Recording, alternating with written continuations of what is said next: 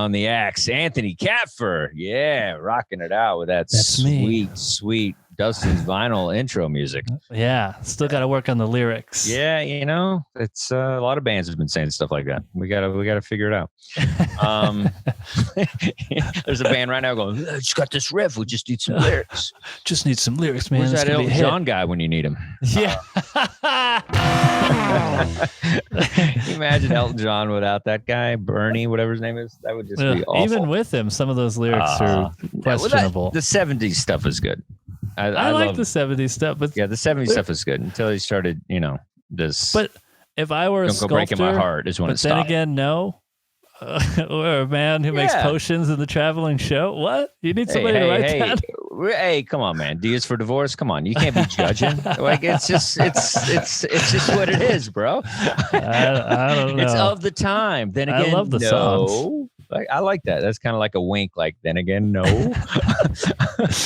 You need to see Rocket Man. Rocket Man is a fantastic biopic musical. It's so good, man. It captures it. I think you'll change your tune about particularly that scene because they show that they have the whole writing of that song and it's like in the living room and stuff. It's he's in his underwear, like the other dude. It's like shaven, and he starts to kind of play it, and then for the first time the mom is like impressed, and then grandma's always solid. She's been there the whole time, but then mom kind of looks and notices how talented he is. It's a beautiful moment. It's kind of like when you crush in front of your family. You know what I mean? Yeah. Rarely happens. Yeah, so I've heard. I don't know. I'm still waiting. Yeah. I mean, I have maybe twice, but the other times were like, I can't believe y'all heckled me, and then it wasn't them. That was my favorite. Yeah, I'm going back to that club next week, and I'm hoping. I'm not telling my family when the times are. Like, just don't show up. Let's just go to Chili's and have chicken fried steaks, and like not make it about my comedy. So this is fun to be back. Last week was crazy. So I got hacked and all that stuff. And, it's so violating when you get your accounts hacked.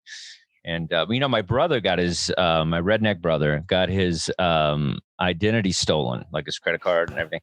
And this is my favorite part about the whole thing. His credit score went up.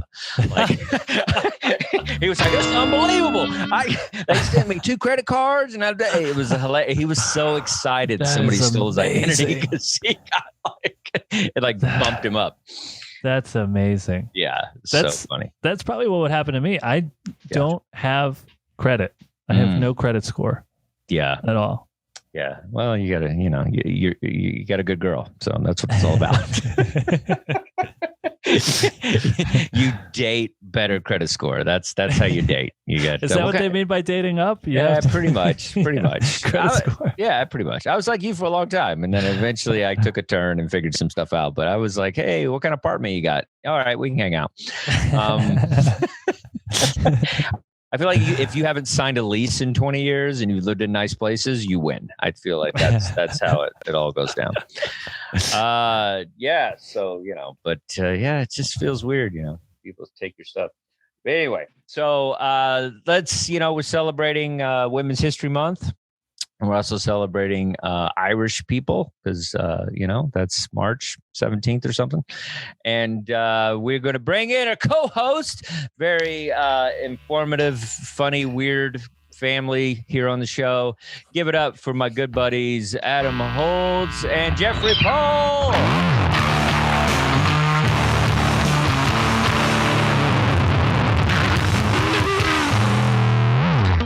Nice. Jeff, have you ever had your identity stolen? Yeah, I did last month. Last month? What did they steal? They stole my jacket, and I was at a club. I lost my. They stole my jacket with my. It's a members only jacket. I had my cash in my pocket. Yeah. They stole my wallet with all my ID, my earbuds, and my keys to my car. Yeah. So I had to get. They could have went. Yeah, did they do that? Well, my car was parked, it's in Manhattan. So my car was parked, far away. And I had to get a guy who was on the show to drive me from Manhattan to Staten Island, pick up the spare set and bring it back. Ooh. But this is what I wound up doing. I know a guy who's a PI, and we tracked and hunted the guy down. We got him. You got the guy? Yeah. So I wound up getting back the ID. Did you beat the crap out of him, or you just like he cornered him? lives in Maryland. He was just in New York for the weekend. Okay. So, the jacket was ditched. The iBuds I didn't get back, but we contacted him, and I listened on the other side while the guy kind of told him what was going to happen. Yeah. And, slowly I started getting things back. I got like my credit cards. I got my driver's license. I got the wallet itself. I didn't get the jacket and the most important thing is the keys, because it's the keys to a Mercedes, and that fob is going to cost me about $400. Wow. Yeah, just so you know, everyone feels sorry for you until you mention that you drive a Mercedes, and then you lose all sympathy. We're like, all right, whatever, dude. Anyway, I wouldn't mention that part. Yeah. Guys who drive Mercedes always want to mention that. It's like people that go to Harvard. I went to Harvard. I drive a Mercedes. That's true. They don't say they're going to the car. They say they're going to the Mercedes. Yep. Did your jacket that you lost, did it have an Iron Maiden patch on the back? That's what No, I had just gotten it for Christmas. Okay. All right. So speaking of Iron Maiden, we're going to, our first Women for Women's History Month, Loretta Lynn, everybody. She's very maiden. Where's the science? She's a country maiden. She's a country maiden. Yeah. And Country maiden. a daughter of a coal miner. And I don't forget where she's from. Where's she from, Adam? She's from, a lot about Loretta Lynn. He does. She's hip. She's like, Jack White and all these guys cover songs, stuff. It's like, there's like a couple of women that kind of stayed in this realm of kind of hip music. And it's like Dolly Parton, Loretta Lynn, it's like certain people just kind of hang in there. She's kind of one of them because she's in a kind of a godmother, if you will, of country music. Anyway, I picked this up. It's $5. So let's see.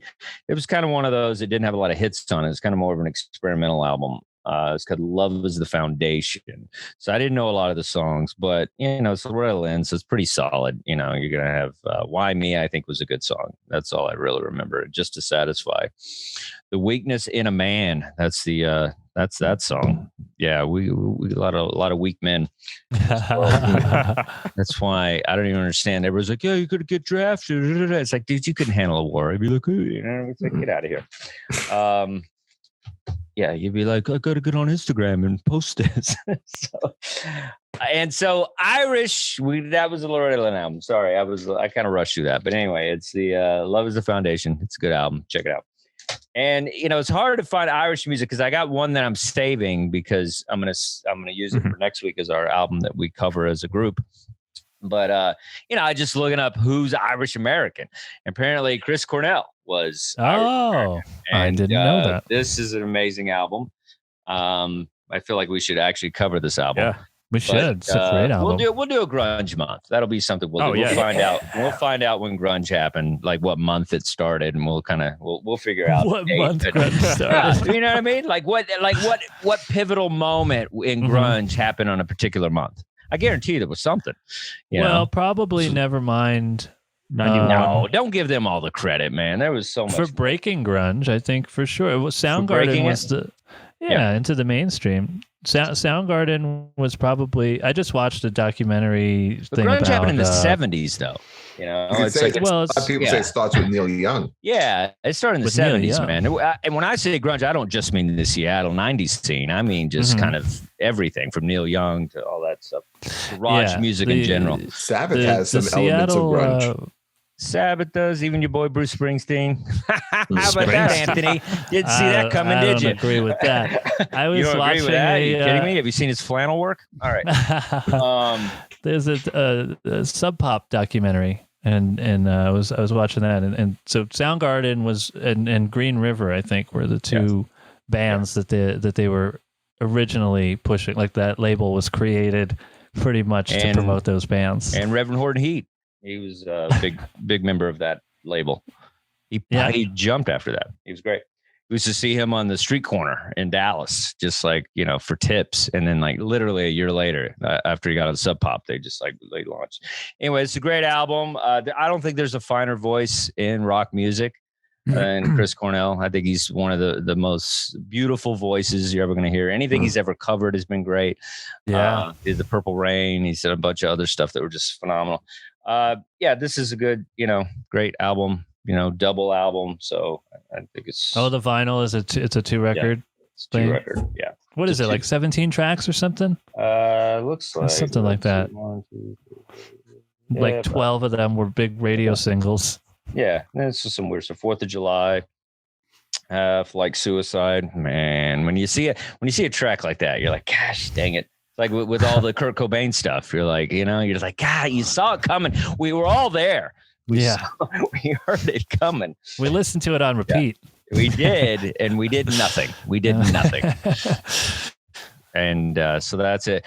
So we got some weird ones today, huh, Jeff? But we're gonna have fun with it. We got these two guys. I like how sometimes Jeff is your best friend on this, and sometimes he's my nemesis. That's how it works. Sometimes the same with you. Alliances change, Anthony. That's how it works. Sometimes you and I have Bruce Springsteen. We have to have Minotaur. You know what I mean? You got to switch it around. You got to you can't just be. I don't want everybody to be bullied up against each other. We got to bully all of everybody gets a little bit. That's how it works. Yeah. No, I like you just hear me, once you guys finish, we'll get into it, how I felt about it. Let's start with Adam. Adam, what do you got for us today? Well, before we start, with Chris Cornell, I don't know if you guys have ever heard Songbook. It's his live acoustic album. I've heard some of it on Sirius XM. It's incredible. It's out on vinyl too. It's definitely worth checking out. I'd love to get that. Yeah, if I was at home, I'd pull the vinyl of it. But it is it's a pretty great album. House, so right. I want to get that album because I think it has covers on it, or it's just his acoustic stuff. Just everything. It's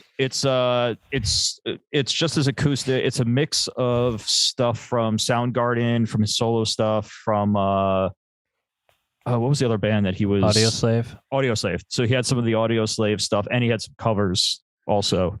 Nice. And, I remember his cover of "Nothing Compares to You" also is a great. Oh yeah, it's beautiful. Fantastic that's one. A good one. Yeah, they did. Yeah, I think he did a live concert on Sirius XM. Yeah, I was there. I think, and it was like a big deal. Yeah. Yeah, they still play that all the time on Sirius Lithium. Yeah, it's so good, good. So what are you covering today? What's the what do we give you? So I picked for today the 2015 debut of Australian singer-songwriter Courtney Barnett. It's Sometimes I Sit and Think, and Sometimes I Just Sit. And the title is actually from. She said it came from a picture she saw in her grandma's bathroom. And I mean, the title is completely apt for the album because Courtney Barnett's style is sort of a mix between, she's a storyteller that it's almost like a stream of consciousness, kind of a mix between observational of mundane things that every now and then you find some kind of something a little bit profound in the mundane. So this album this album ended up on a lot of best of year-end lists back in 2015. It ended up getting her a nomination for best new artist at the Grammys. And I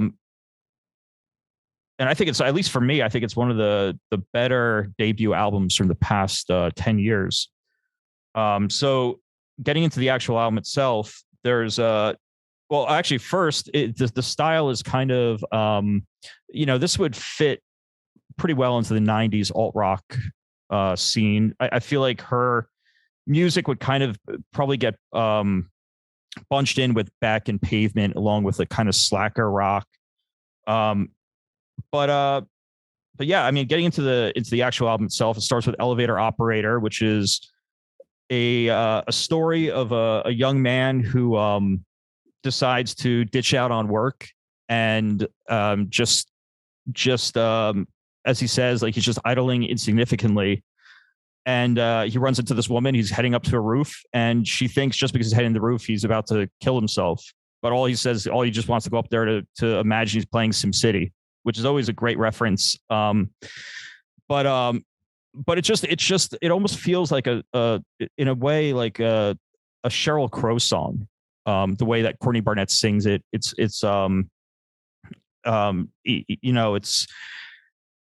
very.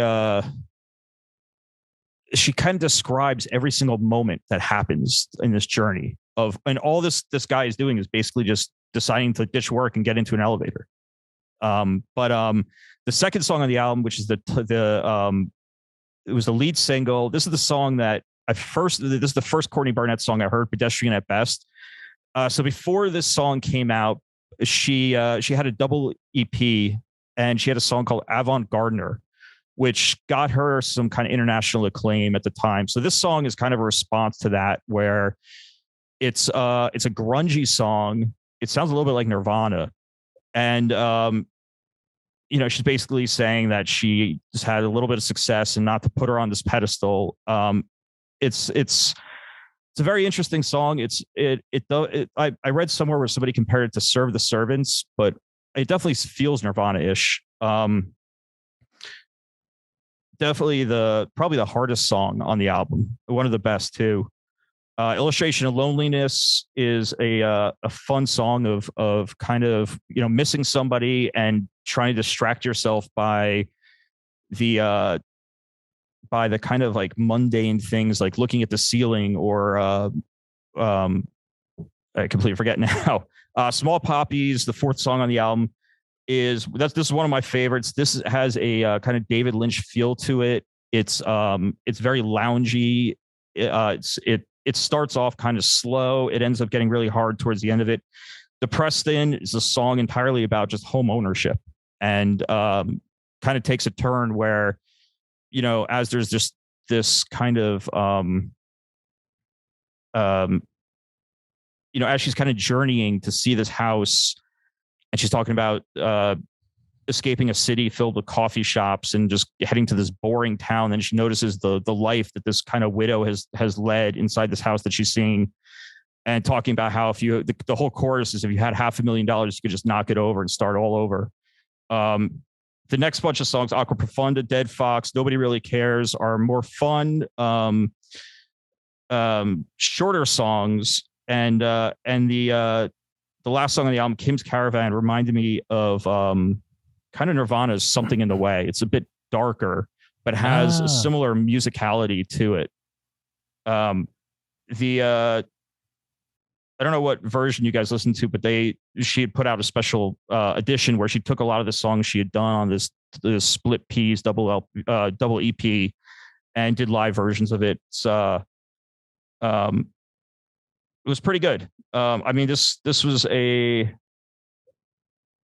interesting debut. She's right after this album, she teamed up with Kurt Weill and did an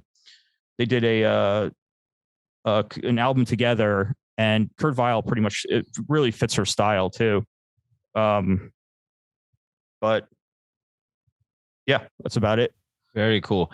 Great insight, Adam. I feel like you really go in hard. I feel like I need to step it up next time I cover an album. You're like, song lyrics and, how am I supposed to follow that? And symbolism. And I'm like, geez, dude. Yeah. I'm like, Fleetwood Mac, they did a lot of cocaine. Well, I wish I wrote stuff down. I had so much to talk about. I forgot everything. So I'm like, I'm just going to wing it. No, you did amazing. And I wasn't sure about this one. It's like, it was funny because you made a joke saying that like this was going to be an upbeat album, and it still had that misery that you're always attracted to. Isn't there a song called Depression? Depressing, yeah. And Debbie Downer, yeah. Debbie Downer too. Yeah, Debbie Downer's a fun song though. Yeah, it's pretty fun. Eventually I liked it. I think it's like one of those. It's a second listen kind of album. I think it has it definitely has a 90s grunge and then some psychedelic kind of music from the 60s a little bit. She's experimenting with that. Remind me some of that female punk stuff like Sleater Kinney and kind of a slowed down version of the Slits, just kind of just like, morph sound. Yeah, but Slits. It's definitely, it's right up. It's on brand with you, and we need to get you some therapy. But you love these depressing women. So, but yeah, I enjoyed it. I thought it was a good sound. I don't know if you heard of Avant Gardener, but the whole the whole song. It's very psychedelic, but it's just her looking outside, seeing the all the weeds overgrowing and deciding, hey, I'm going to go plant a garden. And she starts to pull up the weeds and it triggers her allergies. She has a panic attack and ends up in the hospital. And it's actually a really funny song though. Yeah, I mean it's kind of little spoken word sometimes. Like she'll slow down and kind of talk, and then it'll go back to the thing. So yeah, it's mine's kind of a female version of Anthony. If it was like a little funnier, like mundane things and like introspective. But yeah, it was cool. Anthony, what'd you think? Seems like it's up your alley. Of course, now that you compared it to me, now I'm going to look like a total narcissist. I like this a lot. I was not familiar with this album before. And I think that of all the stuff that we've covered that I wasn't familiar with before the show, I think this might be my favorite, of all the stuff we've talked about that I just didn't know before. And I also, as soon as I started listening, I was like, okay, yeah, this is like indie rock Sheryl Crow, which I'm into. But yeah, I liked it quite a bit. And I don't know if you guys remember the album cover of the when we talked about Cheek Face, but I saw the album cover of this. Yeah, same artist, right? I wonder if somebody's cousin. Yeah. Yeah, I wonder if it's like influenced by this album. It had to be. But yeah, I liked it a lot. It reminded me also like, just kind of Pavement kind of instrumental with, I didn't pick too much up on like any Nirvana comparisons. I didn't hear that, but definitely stuff like Pavement and Sheryl Crow kind of mixed together for me. And I like it. I'm going to listen to it again. I'm going to check out her other stuff too. That's cool. I hate Sheryl Crow with a passion. I don't really know her hits, but I really love her hits. Oh my God. I went to a concert one time and it was just like, Lenny Kravitz is opening for her, which I thought was a bad move. And, because Lenny's jumping around on stage. He's got trombone shorty. Penis is coming out of the leather pants. It should. It's a beautiful man. That's a beautiful man. Does it come out? I'd pay to see that. There was a photo or a video or something a couple years back where it just came right out. He's more than that. He's a great entertainer. And he's great, sometimes you gotta use all of yourself when you entertain people. Well, it was not intentional. That's just the kind of penis. Okay, I feel like you watch it on a repeat. So who's the real weirdo? But she couldn't follow it because it's just that acoustic. It's like all I want. Yeah, it seems like it'd be hard to follow. Have some fun. You can't follow American Woman, with that song. So it was okay. Jeff, what'd you think about this? Right. First, I think I think you're right about it's definitely a second listen album, and I gave it a second listen. Initially, I wanted to fucking kill Adam. Okay, I'm like, what the fuck is wrong with this guy? I knew Anthony was gonna love this. First track, first 10 seconds of the first track, I was like, this is great. And Adam, you said that she got nominated for a Grammy for this. I put no faith, I put no credit into an organization that gave Jethro Tull a heavy metal Grammy. Okay. Elevator Operator and Small Poppies are two songs I never want to hear in my life again, especially Small Poppies, since it's 7 fucking minutes. Okay. I hated it. However, songs I thought I was going to hate just based on the title, an illustration of loneliness and depression. I thought those were pretty good songs. So after a second listen, it wasn't as bad as some of Anthony's previous picks in the past, but listen to it with an open mind. Listen, I would never run out and go see this artist.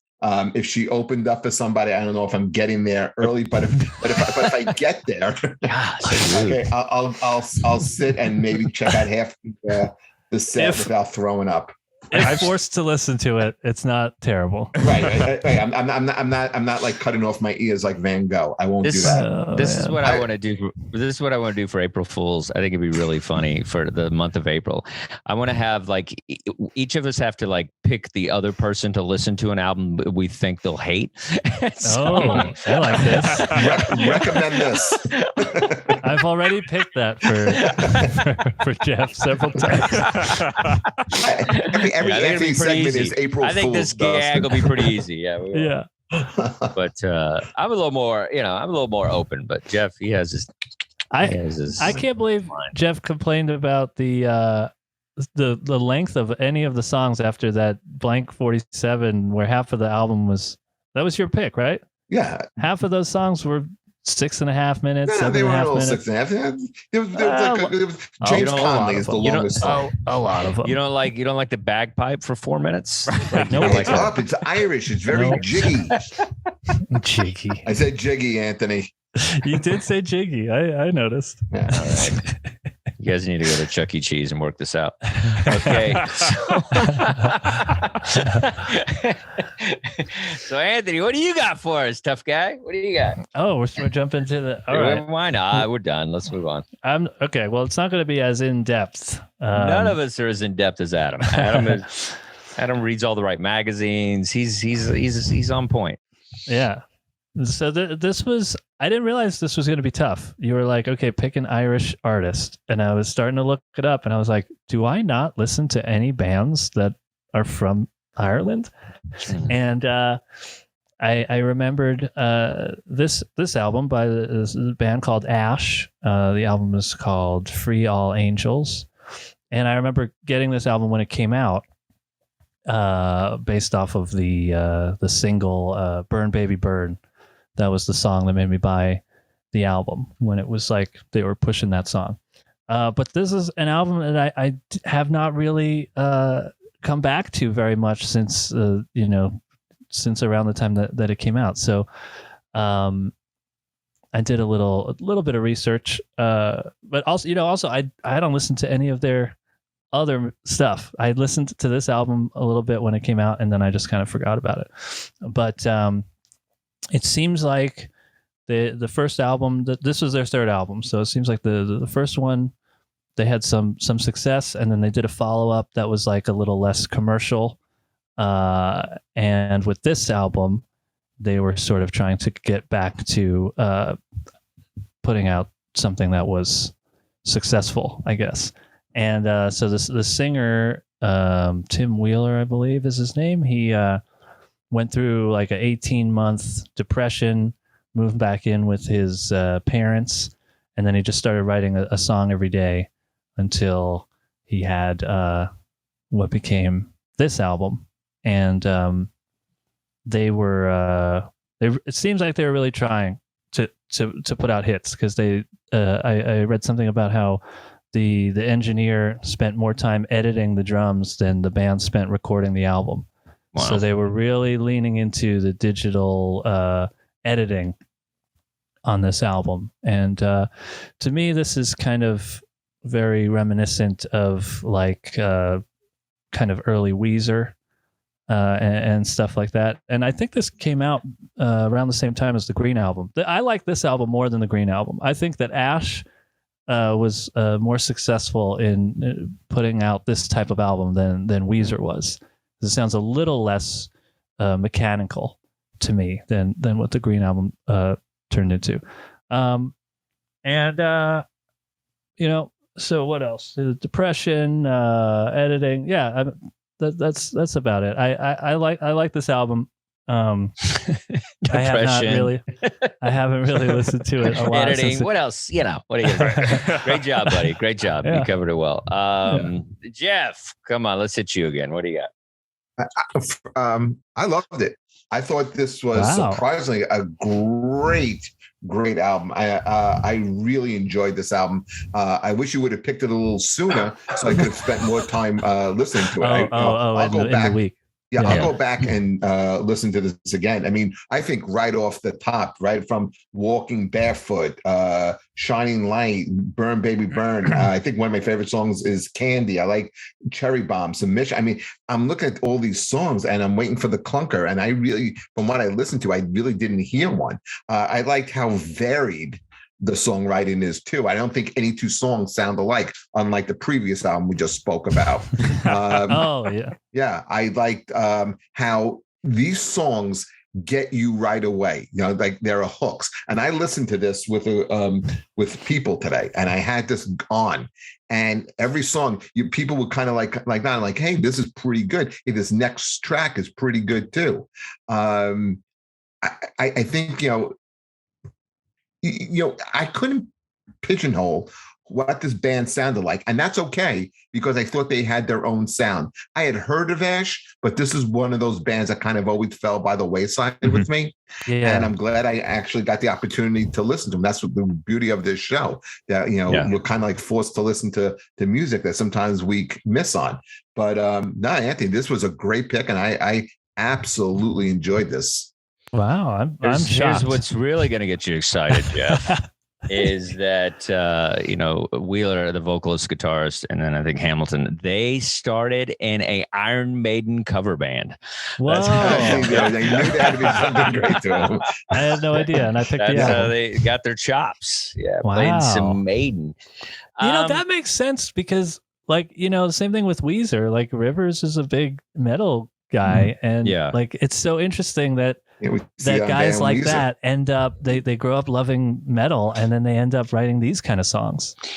Yeah, I mean, I thought this was a good. I'd heard of this band. It's not a band that I've necessarily listened to much. I feel it's kind of like what do you call that? Kind of like puff punk, or credit card rock, which means credit card rock means the parents bought all the instruments. Oh. Yeah.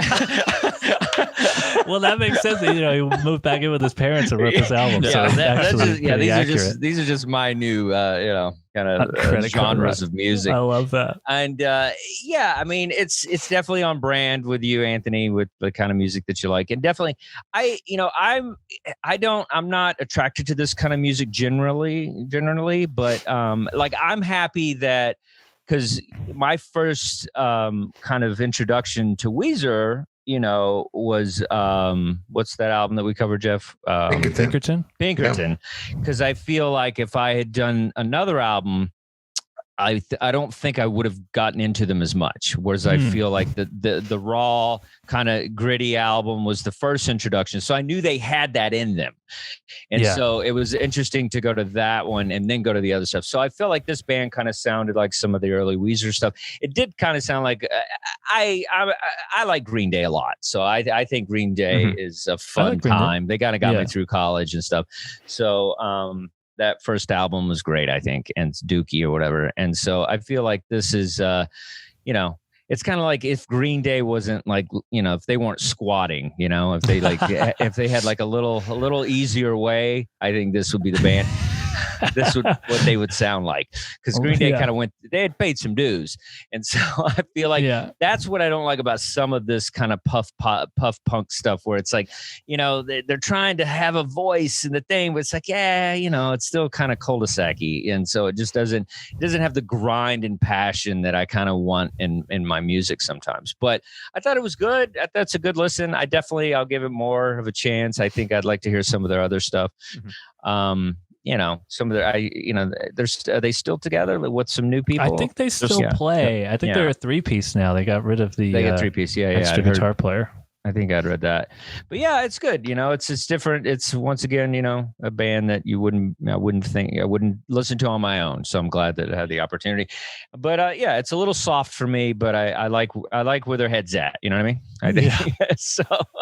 Adam, I feel like you had the T-shirt. Come on, I saw them in the '90s, and I do not remember any of the show. I was very drunk.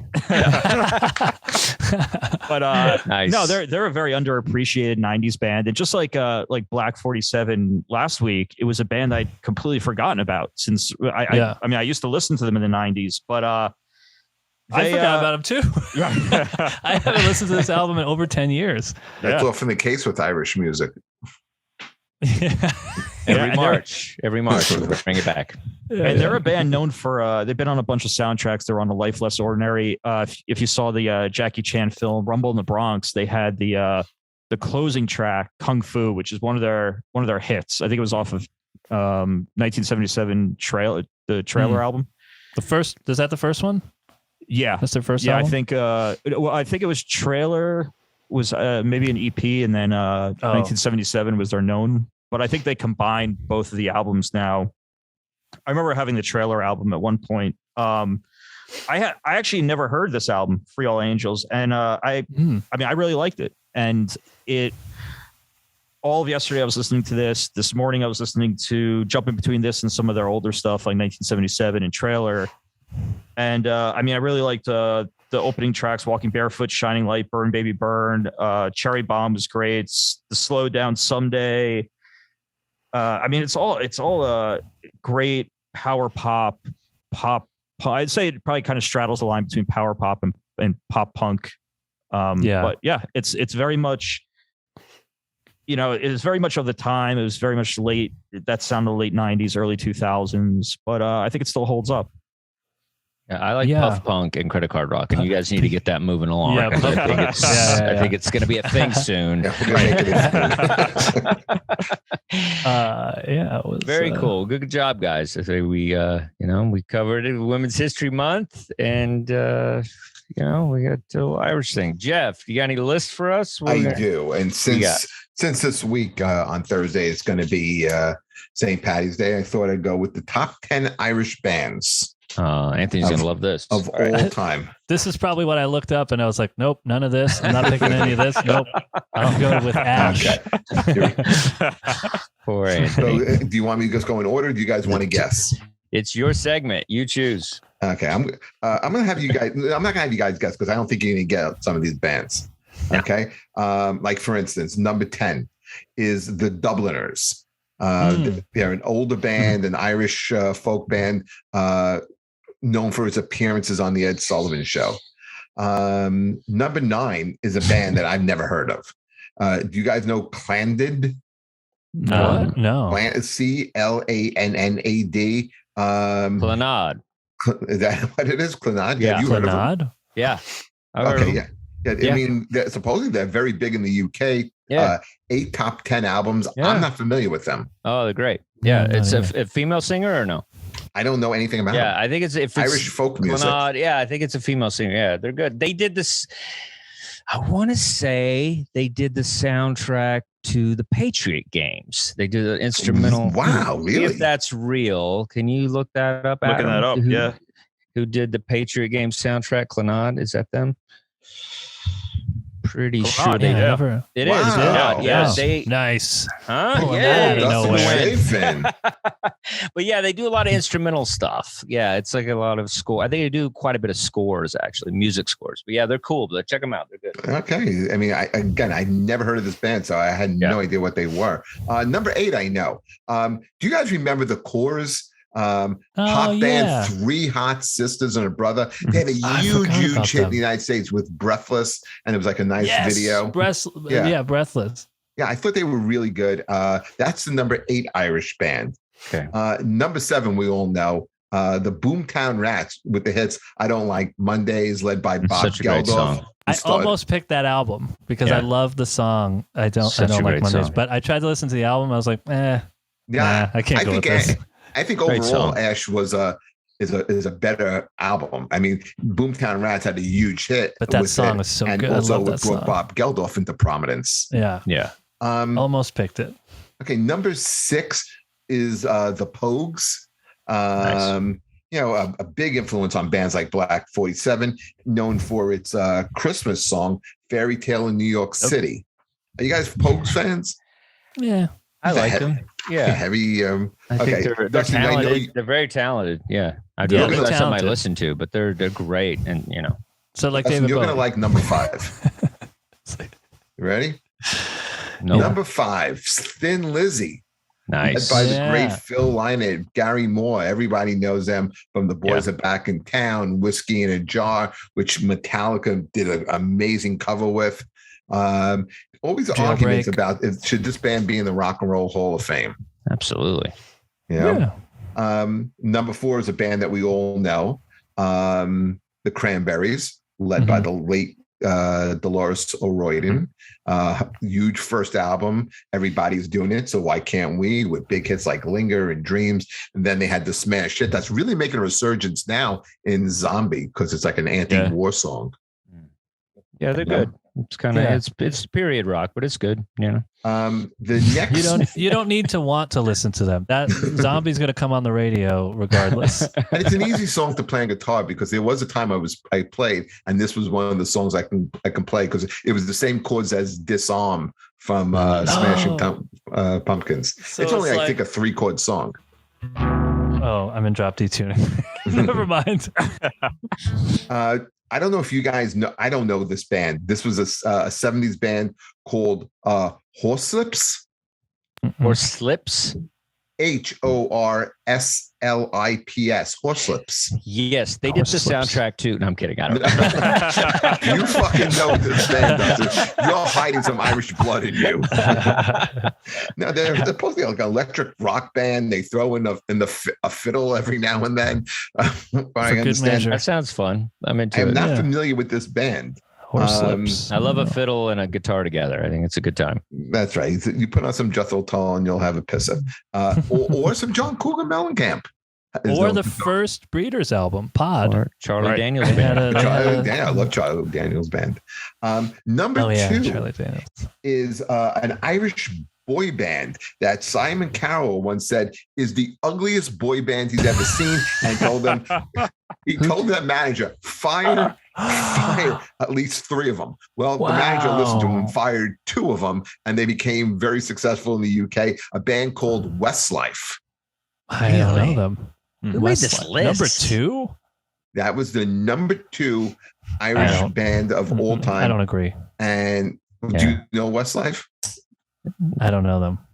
Adam has a T-shirt. Right. Yeah. Some in the 90s, but doesn't remember. I think one of Anthony's all-time favorite bands is number 1. You too, baby. It has to be. You got it. It is U2. Which I said I refuse to listen to a U2 album this month for this. No, we're gonna make it. We're gonna make it listen to one. I'm doing that gag. We're gonna make it.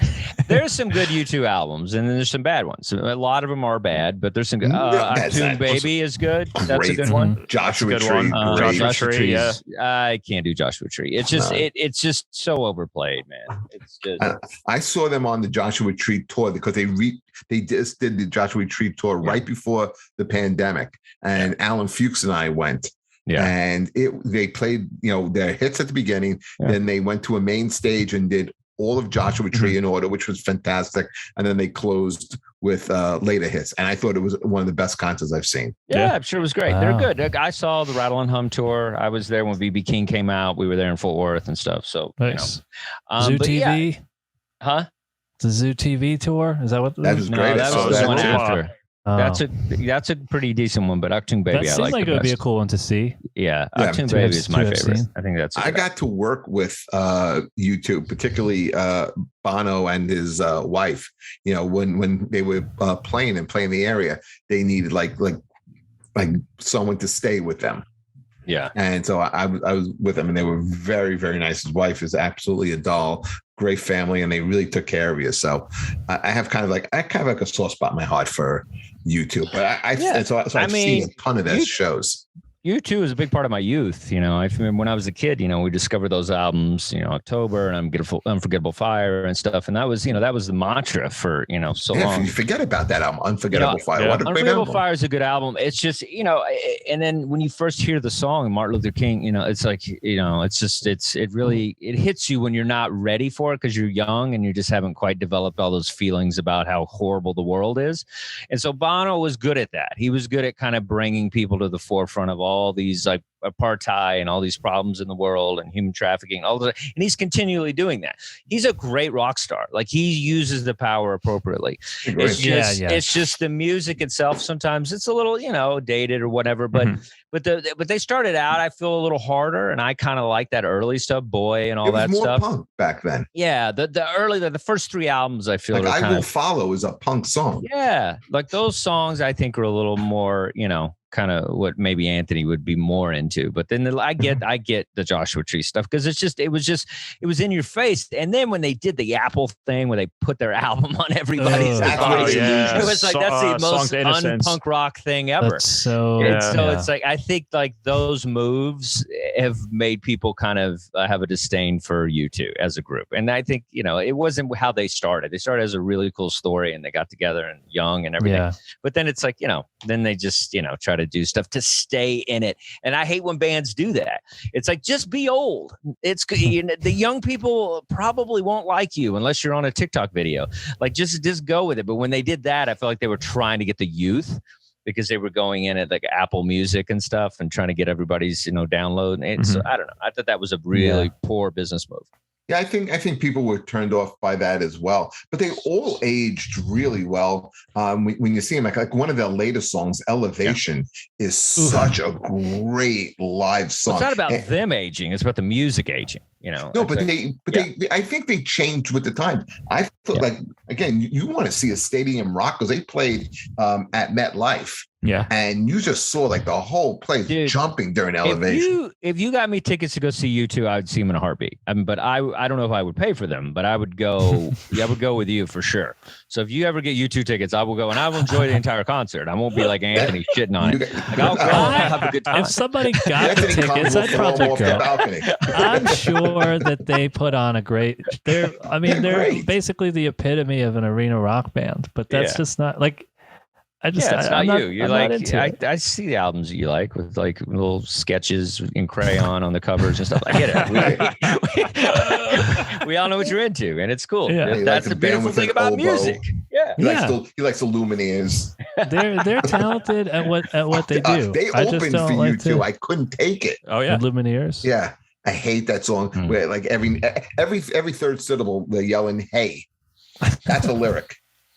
That's all right. I don't remember if we talked about this on the show, but didn't Bono in an interview say that he's embarrassed by most of the music that U2 has released in their career? I mean, I don't like that either. That's what that stupid guy did from Weezer. Like he was like embarrassed of Pinkerton. It ended up being their best piece of music. Stupid. Yeah. I think that's Bono trying to be cool again, and you're just like, stop. Couldn't agree more. Exactly. Stop doing that bullshit. Like that's what kills bands. Own who you are. 100%. I hate that too. Yeah, it's like, was Joshua Tree too much of a sellout? Yeah, you have 15 houses, dummy. Shut up. You didn't say that in the moment. Yeah, you didn't say that when you were like just making money and getting awards. Like, shut up, dude. Like, yeah. I mean, you want to be embarrassed? Put out a Bobby Bear Jr. album. God damn! I can't believe this. Poor Bobby Bear. Can't catch a break on this show, but I really hope he gets in the Hall of Fame. I think he's not getting in the I'm gonna petition for Hall of Fame. I'm gonna petition for it. Anthony hit us up as a group text that Pat Benatar was trending, and I was like, rest in peace. Like, I really just thought she died. You stupid. I look at that now. I wake up out of a sleep, and now I'm looking to see if she died. I was looking it up too because I didn't. I figured it was like a rock and roll Hall of Fame. She didn't die. I knew that would get Jeff out of his sleep. I was waiting for somebody to put like the laughing reaction to that. And I was like, I just put rest in peace. I knew she didn't die, but I just put R.I.P. and then just created this. I got worried. Oh my God, Jeff's like rushing out buying her albums. I woke up. I'm like, I'm looking in Twitter. I'm looking all over to see. I'm typing in Pat Benatar. So funny. Pat Benatar is still alive, folks, and not in the Hall of Fame. So he needs to get. Jeff is going to change that. He's going to do a benefit, change it. All right, everybody. Thank you so much for listening and watching Dustin's vinyl today. It was a good time.